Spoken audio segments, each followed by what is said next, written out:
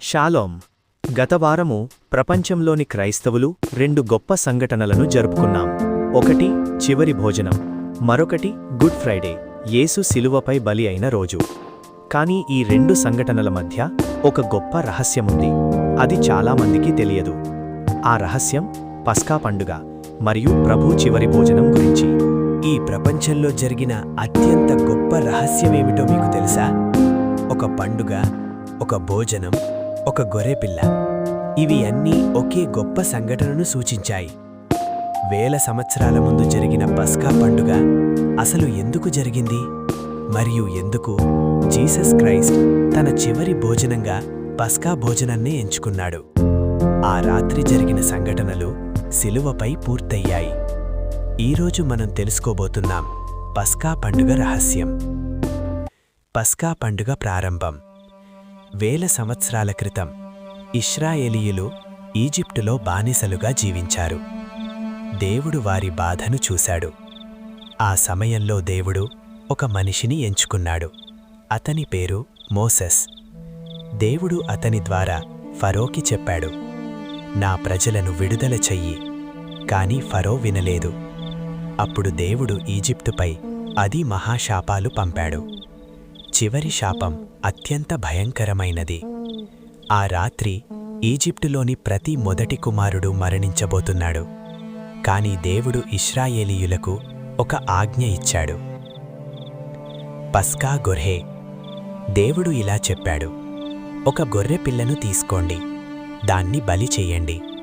దాని రక్తాన్ని మీ ఇళ్ల తలుపులపై పూయండి. ఆ రాత్రి దేవుని తీర్పు ఆ ఇళ్లను చూసి దాటి వెళ్ళిపోతుంది.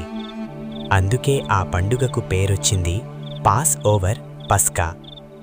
ఆ రాత్రి తర్వాత ఇశ్రాయేలీయులు ఈజిప్టు నుండి విముక్తి పొందారు. అప్పటి నుండి ప్రతి సంవత్సరం వారు పస్కా పండుగను జరుపుకున్నారు.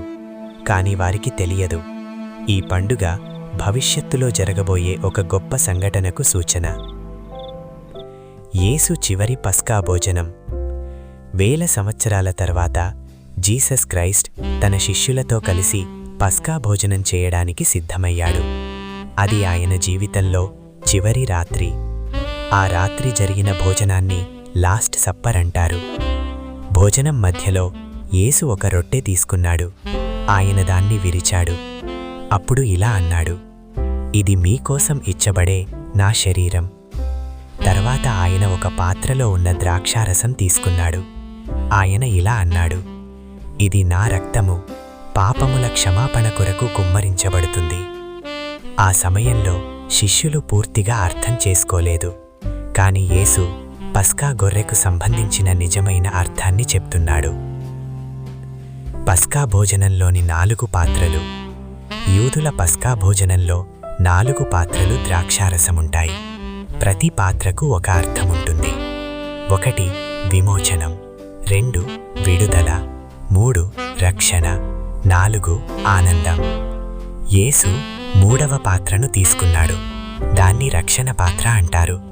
అంటే యేసు ఇలా చెప్పినట్లే, నిజమైన రక్షణ ఇప్పుడు ప్రారంభమవుతుంది. కానీ ఒక ఆశ్చర్యకరమైన విషయం జరిగింది. యేసు 4వ పాత్రను తాగలేదు. ఆయన ఇలా అన్నాడు, దేవుని రాజ్యంలో కొత్తగా తాగే వరకు నేను తాగను. అది ఒక అపూర్వమైన రహస్యం. శిలువ వైపు ప్రయాణం. ఆ రాత్రి తర్వాత యేసును అరెస్టు చేశారు. ఆయన్ని విచారణ చేశారు. ఆయన్ని కొట్టారు. చివరకు ఆయన్ని శిలువపై వేయించారు. శిలువపై ఉన్నప్పుడు యేసు తీవ్రమైన దాహంతో ఉన్నాడు. అప్పుడు సైనికులు ద్రాక్షారసం తీసుకుని హిస్సోప్ కొమ్మతో యేసు పెదవులకు దగ్గర పెట్టారు. ఇది ఒక చిన్న విషయం కాదు. ఎందుకంటే పస్కా గొర్రె రక్తాన్ని ఇళ్ల తలుపులపై పూయడానికి కూడా హిస్సోప్ వాడారు. ఇది ఒక సంకేతం. యేసు నిజమైన పస్కా గొర్రె. పస్కా పూర్తయిన క్షణం. యేసు ఆ ద్రాక్షారసం తీసుకున్న తర్వాత ఒక గొప్ప మాట అన్నాడు, పూర్తయింది. ఆ క్షణంలో పస్కా పండుగ యొక్క అసలు అర్థం పూర్తయింది. పాత నిబంధనలో ఒక గొర్రె ఇశ్రాయేలీయులను రక్షించింది. కాని ఇప్పుడు యేసు తన రక్తంతో ప్రపంచాన్ని రక్షించాడు. అందుకే బైబిల్ ఆయనను ఇలా పిలుస్తుంది, దేవుని గొర్రెపిల్ల. పస్కా పండుగ కేవలం ఒక యూదు సాంప్రదాయం కాదు, అది ఒక ప్రవచనం. ఆ ప్రవచనం యేసు జీవితంలో పూర్తయింది. చివరి భోజనం నుండి సిలువ వరకు జరిగిన సంఘటనలు మనకొక గొప్ప సత్యాన్ని చెబుతున్నాయి. రక్షణ యేసు ద్వారా వచ్చింది.